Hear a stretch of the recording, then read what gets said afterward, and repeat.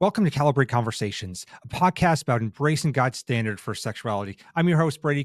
Thank you so much for joining us. Happy Thanksgiving. It is the kickoff of the holidays. I've already been seeing a lot of Christmas lights going up before Thanksgiving, and even though that's controversial, I really like it. Anything we can do to have some joy in our lives, right? Especially here in the Pacific Northwest, where it is dark and dreary all day. It's pretty exciting to see things being lit up and the joy that it brings to us. The holidays can be full of so much joy with the people, the food, the party, the presents, but they can also be really painful and hard as it really extenuates the relational dynamics and sometimes the pain that we experience. It really puts our broken relationships and our family drama in the forefront of our lives. And it can be really, really hard to navigate that through the holidays. So I want to share 3 quick thoughts on how we can navigate the holidays this year. First of all is this: talk about religion and politics. I think we've come to a place the last few years or decades where we say, oh, you should never talk about religion and politics. But I think that you should, especially religion. But here's the thing.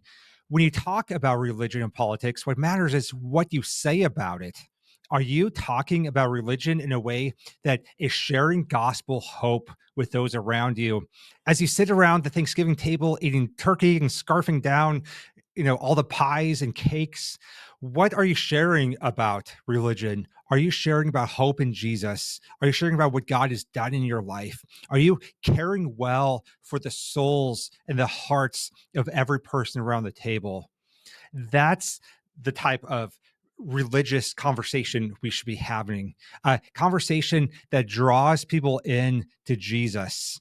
And yes, maybe you get into some deep conversations and you can challenge them in some ways on their worldview that might be off and their spiritual lies that they've believed, but it should be done in a way that softens their hearts and draws them into Jesus and makes them want to come back, right? We would hope that our conversation around these hard issues would make them see how much we love them, how much we care for them, make our home and our holidays a place where they want to come back year after year. So put Jesus on display as you have these conversations. Secondly, is this: celebrate those who are there instead of just mourning those who aren't. I see a lot of families have to walk through this where they have a prodigal child. They have people who just couldn't come this year. They've lost some loved ones this year who aren't there for the first time. And it's important to mourn those losses. But when we gather as a family, make sure you don't let the mourning and the pain of those who aren't there overshadow the joy of who is there. So you have your grandkids coming and, some of your kids, focus on them, have joy in the fact that they are there. They are the ones who are in front of you on this day. So don't make your family gathering a funeral for those who are missing, but make it a celebration of those who are there. I guarantee they'll make them want to come back year after year. And third is this: if there are broken relationships, honestly evaluate your part. We have a massive amount of kids my age and younger, a lot of the millennials, Gen Z, who've gone no contact with their parents.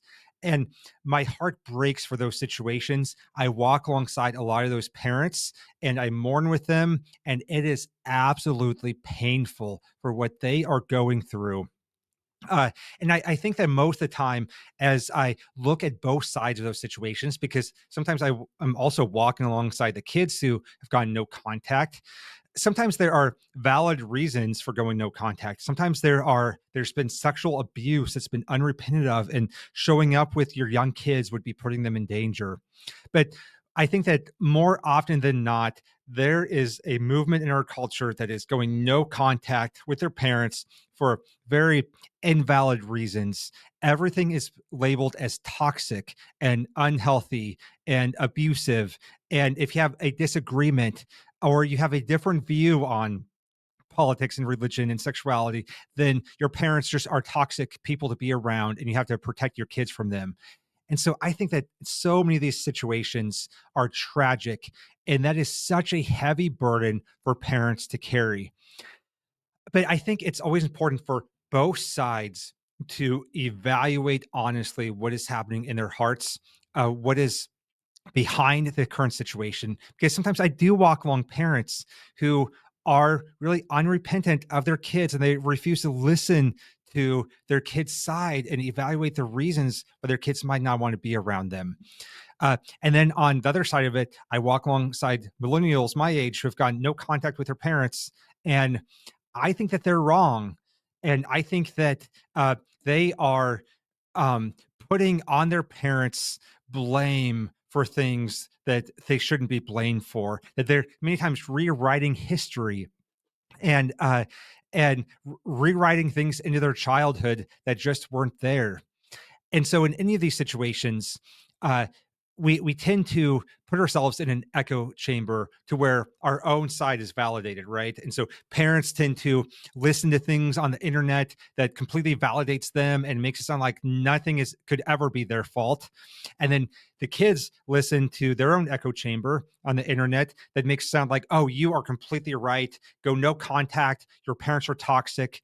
But to actually understand any of these situations, there needs to be pastoral care. There needs to be community. There needs to be a deep examining of someone's heart to actually understand where the truth lies. And so, if you are on either side of that equation, seek out some community, seek out some help. Uh, have other Christians bear those burdens with you. If you are a parent of a child who isn't showing up this year, let some community bear that burden with you, and let them also examine your own heart and see if there's anything you have contributed to the situation. Maybe there's not, uh, but we should all have the humility, and God's grace grants us the humility to take an honest look at our own heart. And then if you're a child who's got no contact, then look at your own heart. Make sure that you are taking your sin to Jesus and that you are uh, seeking redemption in Christ, that you are putting the blame of your own sin on no one other than yourself. It is you who will stand before God one day and give an answer to your sin. It won't be your parents, it will be you. And so I would ask you to evaluate, how are you taking responsibility for your own life, for your own sin? How are you seeking restoration? I think we're doing our kids a disservice when we cut them off from their grandparents in most situations.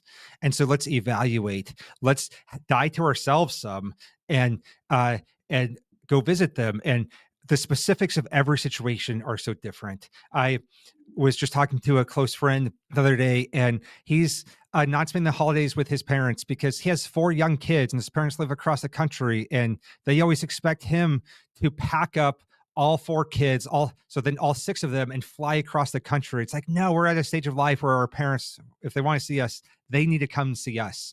And those are valid. Let's listen to those things and let's honor our parents. And yet grandparents need to figure out how they can be a blessing to their kids and their grandkids instead of just making demands.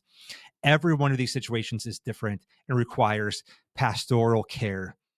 I think as we navigate these situations this holiday season, we need to keep in forefront some just biblical wisdom.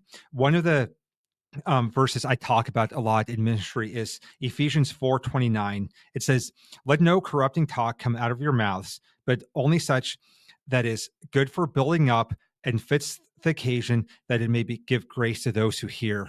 So as we gather around the dinner table on Thanksgiving, on Christmas, at all of the holiday celebrations, let's make sure that what we say gives grace to those who hear, that we talk about religion and politics and the world and each other and other people and other family members in ways that honor them, in ways that rejoice in what God is doing, in ways that gives grace, offers hope, and provides a path of redemption, which is only through Jesus.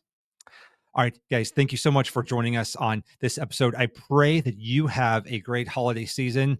I pray that you can experience God's grace in the highs and the lows and the triumphs and sometimes the pain. God's grace is sufficient, so surrender it all to Him. We appreciate you listening. Like this video, leave a nice comment if you'd be so kind. Go to calibrateministries.com for more resources. We are a donor-funded ministry, and so we appreciate your support. If you can plan that into your end of the year giving, thank you so much.